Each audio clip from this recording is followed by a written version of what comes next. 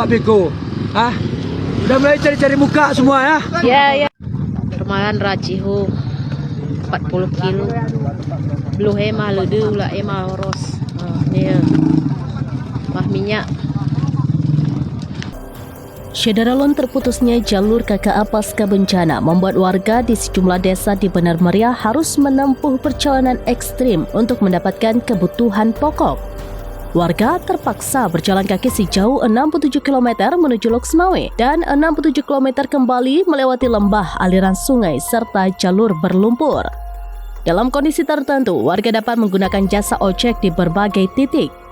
Namun biaya yang harus dikeluarkan mencapai Rp300.000, nilai yang tergolong besar mengingat aktivitas ekonomi di wilayah tersebut lumpuh total.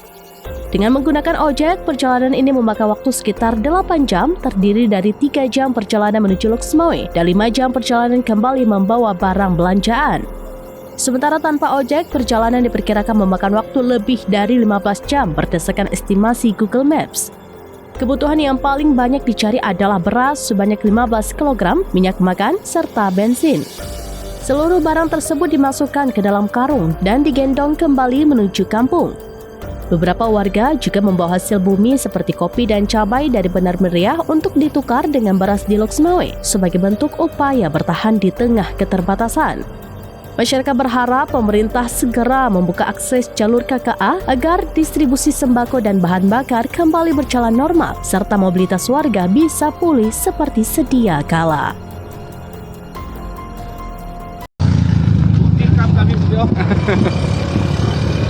Ada itu DPR udah mulai datang Pak Biko, udah mulai cari-cari muka semua ya? Ya, ya.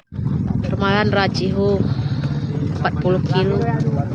Belum emah lede ulah emah oros. Nih. Mah minyak.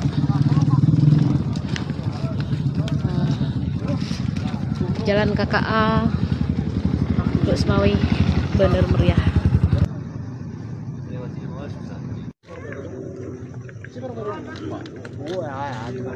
Daerah terisolir malah menyambung hidup. Jalan KKA Loksmawe Aceh Utara dari Benar Meriah. Download Tribun X sekarang, menghadirkan lokal menjadi Indonesia.